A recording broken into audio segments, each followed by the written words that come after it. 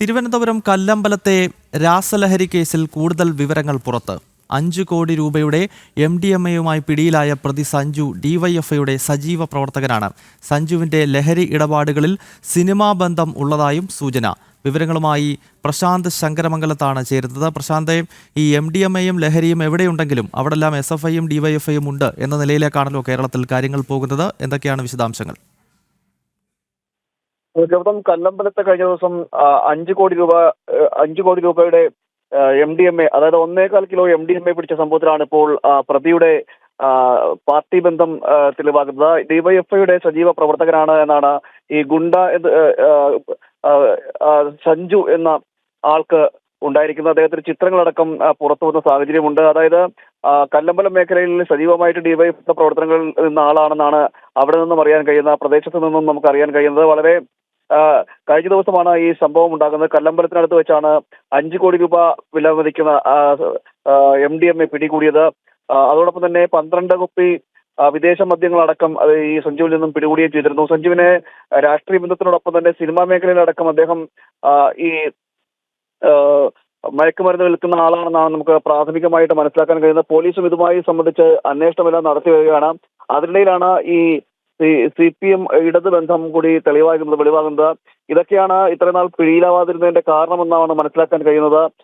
ഒരു സംരക്ഷണ കവചമായി ഉപയോഗിച്ചോ എന്നടക്കമുള്ള കാര്യങ്ങളും നിലനിൽക്കുകയും ചെയ്യുന്നുണ്ട്. ഇപ്പോൾ നിലവിൽ സഞ്ജുവിന്റെ കേസുമായി ബന്ധപ്പെട്ട അന്വേഷണങ്ങൾ നടന്നു വരികയാണ്. വിദേശത്തു നിന്ന് എത്തിയവരായിരുന്നു ഈ സഞ്ജു. വിദേശത്തു നിന്നാണ് ഈന്തപ്പഴത്തിന്റെ കവറുകളിലായിട്ട് നിറച്ച് ആണ് ഈ 1.25 കിലോ MDMA അദ്ദേഹം എത്തിച്ചത്. 2 വണ്ടികളിലായി സഞ്ചരിക്കുന്നതിനിടയിലാണ് ഡാൻസ് ആപ്പിന്റെ ടീം പിടികൂടുകയും ചെയ്തത്. അതിനിടയിലാണ് ഈ ഇടത് ബന്ധം കൂടി തെളിവാകുന്നത്. വർക്കല കേന്ദ്രീകരിച്ചുള്ള ലഹരി വിൽപ്പനയുമായി ബന്ധപ്പെട്ടാണ് ഈ MDMA എത്തിച്ചതെന്നാണ് നമുക്ക് മനസ്സിലാക്കാൻ കഴിയുന്നത്. വർക്കല വിനോദസഞ്ചാര മേഖലയാണ്. വിനോദസഞ്ചാര മേഖലയിൽ വ്യാപകമായിട്ട് വിറ്റഴിക്കുന്ന ഒരു സാഹചര്യമൊക്കെയുണ്ട്. ചില്ലറ വിൽപ്പനയ്ക്കടക്കം എത്തിച്ചതാണെന്നാണ് ഇപ്പോൾ മനസ്സിലാക്കാൻ കഴിയുന്നത്. സംസ്ഥാനത്ത് വിവിധ സ്ഥലങ്ങളിലും ഈ സഞ്ജുവിന് ഈ ലഹരി വിൽപ്പനയുമായി ബന്ധപ്പെട്ട ബന്ധങ്ങളുണ്ട്, സിനിമാ മേഖലയിലടക്കം ബന്ധങ്ങളുണ്ടെന്നും അറിയുകയും ചെയ്യുന്നു. അതിനിടയിലാണ് ഈ അദ്ദേഹത്തിന്റെ രാഷ്ട്രീയ ബന്ധം കൂടി വരുന്നത്. കല്ലമ്പലം മേഖലകളിൽ സജീവമായിട്ട് രാഷ്ട്രീയ പ്രവർത്തനം നടത്തിയിരുന്ന ആളാണ്. ഇടത് അനുഭാവിയാണ്. അതോടൊപ്പം തന്നെ DYFIയുടെ സജീവ പ്രവർത്തകനാണ് എന്നടക്കമുള്ള കാര്യങ്ങളാണ് ഇപ്പോൾ അവിടുത്തെ പ്രാദേശികമായ സ്ഥലത്ത് നിന്നും അറിയാൻ കഴിയുന്നത്. ഏതായാലും വളരെ ഗൗരവത്തോടു കൂടിയാണ് ഈ വിഷയം തന്നെ നോക്കിക്കാണുന്നത്. ഇത്രയും വലിയ ഒരു അളവിൽ MDMA എത്തിക്കുക, സംസ്ഥാനത്തേക്ക് എത്തിക്കുക, അതും വിമാനത്തിൽ എത്തിച്ചതിന് ശേഷം അത് കടത്തുവാനുള്ള ശ്രമം നടത്തുന്നു.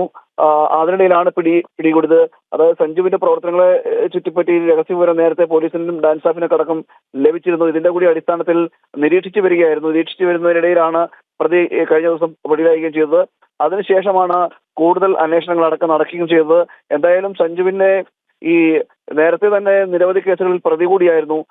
ഈ സമാനമായ ലഹരി കേസുകളിലൊക്കെ അവിടെ നിന്നെല്ലാം രക്ഷപ്പെട്ടു വരുന്ന ഒരു സാഹചര്യം ഉണ്ടായിരുന്നു. അതെല്ലാം ഈ രാഷ്ട്രീയത്തിന്റെ പിൻബലം കൊണ്ടാണോ എന്നടക്കമുള്ള കാര്യങ്ങളാണ് ഇപ്പോൾ ചോദ്യചിഹ്നമായിട്ട് ഉയരുകയും ചെയ്യുന്നത്.